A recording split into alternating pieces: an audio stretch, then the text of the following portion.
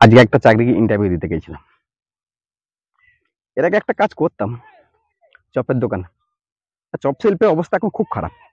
40 টাকা আলুর মানে আলুর দোষ, 40 টাকা কেজি আলু। ওই জন্য আমাদেরকে ছেটে দিয়েছে। তা কি করবো, সংসার তো চালাতে হবে। তা জায়গায় বায়োডাটা জমা দিয়েছিলাম। তা কালকে রাতে একবার ডেকেছে। তা আজকে গিয়েছিলাম সকাল সকাল, সেজে গুজে গেলাম ভদ্রলোকের মতো, যেতেও নয় কিন্তু গেলাম ওই রকমই আর কি।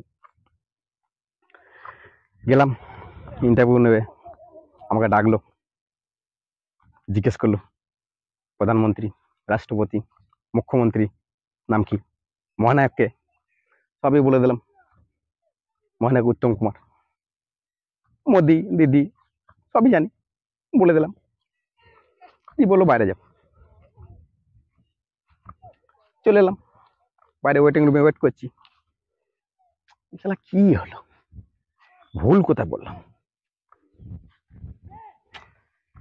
আধ ঘন্টা বসে আছি, টেনশন কি হবে, কিছু বললেও না। যারা ইন্টারভিউ নিচ্ছিল তাদের মধ্যে একজন বাইরে বেরিয়ে এলো। জিজ্ঞেস করলাম, স্যার কি হলো আমার ব্যাপারটা, আমি কি সিলেক্ট হয়েছি? বলছে না, তুমি একটা কোশ্চেনের উত্তর ভুল দিয়েছো। কোশ্চেনের উত্তর ভুল? আমি তো সবই জানি। রাষ্ট্রপতি মুর্মু, প্রধানমন্ত্রী মোদি, আমার দিদি, সবই জানি। মহানায়ক উত্তম কুমার।